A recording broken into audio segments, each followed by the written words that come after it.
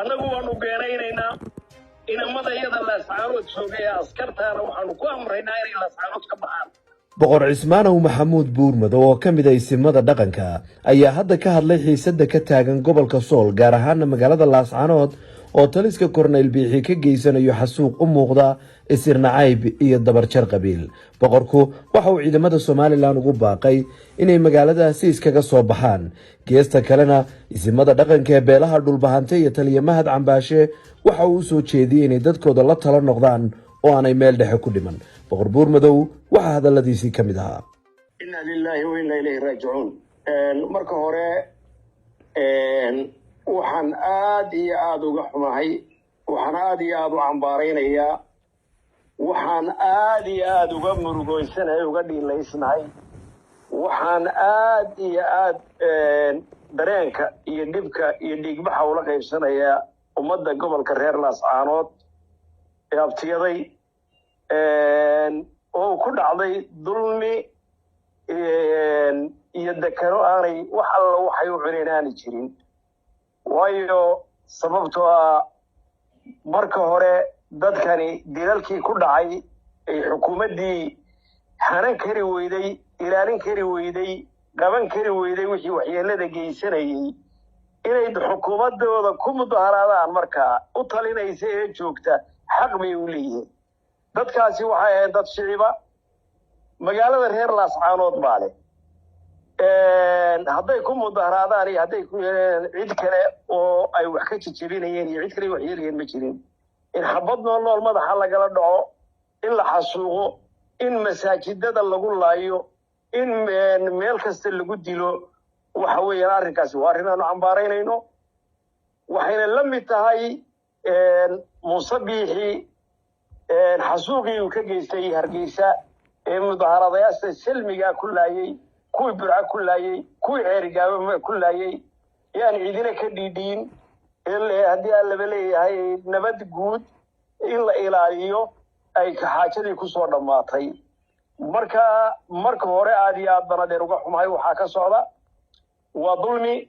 annagu waanu beenaynaynaa inamada iyada laascaanood joogay askartaana waxaanu ku amraynaa inay laascaanood ka baxaan oo aanay qof dambe dilin, amarkiisana aanay qaadan. waana ka shaqaynaynaa arrinkaa. idina abtiyaal luuqadda aaleediin isaaqiyeesana bedela. waa inta muuse biixi doonayo, waa inta dictatorku doonayo, waa intuu doonayo inuu ka faa'iidaysto. taas intaa weeye.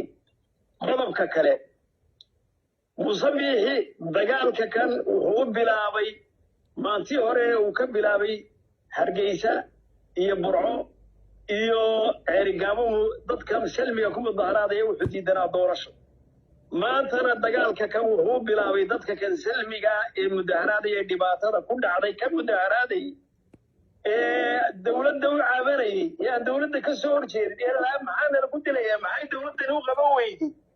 wuxuu ku laayay diiwaangelintii. wuxuu arkay sool iyo sanaag inaanu xisbigiisa isagu toonna cod ka helayn. siduu u baabi'iyo dad shacaba oo maskaxda laga wada tooganayo, oo madaxa laga wada tooganayo, oo la dilayo, iyo isagoo doonaya beelaha isaaq inay kursigiisa difaacaan oo beelaha arti la dagaalamaan. arrinka haddaan waayeelkii nahay kulama raacsanin. hal madax dhaqameed oo kula socdaa ma jiro, hal siyaasi oo kula socdaa ma jiro. way ka hadli doonaan xisbiyada qaranku, way ka hadli doonaan mucaaradku, cid waliba way ka hadli doontaa. anaa ugu horeeya. waxaan leenahay annagu haddaanu maanta ciidamada somalilan ee ku jira laascaanoodna waxaan leenahay in arrinka laydiin diray kaa ma ahayn inaad shacbi laysaan oo nin kursi wuxuu ku doonaya ku laysaan ma ahayn. dhaqankii laydinka bartay waa leexisina iskaga baxa laascaanood baan leenahay.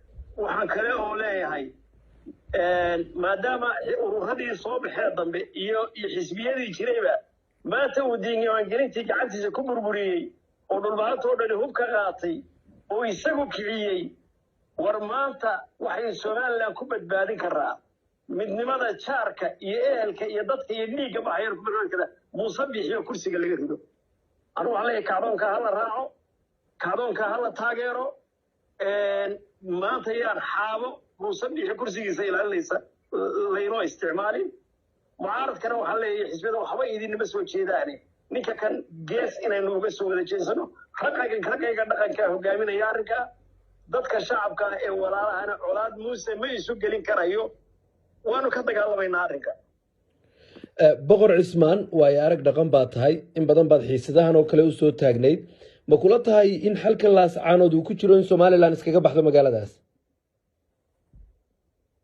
warninkeena waxa weeyaan eeg mushkiladdu waxa weeyaan halka somalilan oo dhani wuxuu ku jiraa iyo intii la isku odhan jiray iyo intii deegaankii ehelka lahayd muuse bixiyo iska dega kursiga may dhacayn shalayto khilaaf wuu jiray daahir riyaalaa joogay in ciyaal baa joogay waxaa joogay axmed siilaayaa joogay nabadeyn iyo heshiis iyo SSC hadal lala furay ahayd dadka xabad oo aan cidna lala hadlayba juuq loo odhayn madaxa lagaga garaaco ma ay jirin hogaamiyaha xumina wuxuu keenaa burbur buu keenaa shacabkiisa iyo dadka odayaasha u ahina hadday ka aamusaan burburkaasi meel walba wuu gaaraya anugu waxaan rabaa xalku muuse bixiyo kursiga laga rido iyo xal ku jira isagoo degay ku jirta wax kale kuma jirto waayo horaan u sheegay annagu SNM waxaan maqlayaa abtiyadooda SNM baa nagu soo uduushay horaan u sheegay SNM maalintii dalka ay soo gashay ku xool badnayd muuse biixi taladaa maanta oo wado waa tuu boorama ku tuuray waa tuu dilaa xasuuqa kaga geystay waa tuu boorama kaga geystay mujaahidiintii kale maxamed kainkaa daakhili ugu jiro iyo axmed mire iyo raggii kaloo dhan inta laysu yimi kale wax lagu gaadhay wax alla wixii reer bari ahaa ehelkeenna aan la heshiino aan gobol dhigno iyo inan dagaal ku qaadin maantana annaga oo marayna 2003 in naloo yeedhiyo in colaad gacanteeda muuse bixi caqligiisa aanu ku gallo caqliga iyagu caayaya ummaddayadu caayaya ummaddayada nabad baanu hayna shacbigana waxaan leeyahay caadifad yar oo liidata oo nin kursi raba oo haddii aan laba leeyahay isaaq isku wadi kari waayey cid kalena isku wadi maayo laascaanood halkeeda waa inuu ka baxaa dadkan taladooda waa inuu daayaa sida aan orangu leeyahay dabeedna haddii muuse xasidka ka baxo waxba isla waayi mayno talaanu isugu weynaa wada fadhiisanaynaa waxbaanu wada xaliilanaynaa abtiyaday waaye anigaa ugu horraynayo inaan gobasha u horraysa dhigo anaa dhigaya ee nabadgelyada waxa weeyaan talada aan madax dhaqameedka beelaha dhulbahante u soo jeedinayaa iyo odayaashina